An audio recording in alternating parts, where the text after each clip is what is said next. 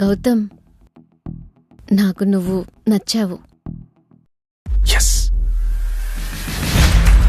2 సంవత్సరాలుగా ప్రేమిస్తున్నావు. అప్పుడే చెప్పుంటే ఈ పాటికి పెళ్ళైపోయేది కదా. డేట్ ఆఫ్ బర్త్ ఏంటి? 29/4/95. టైం?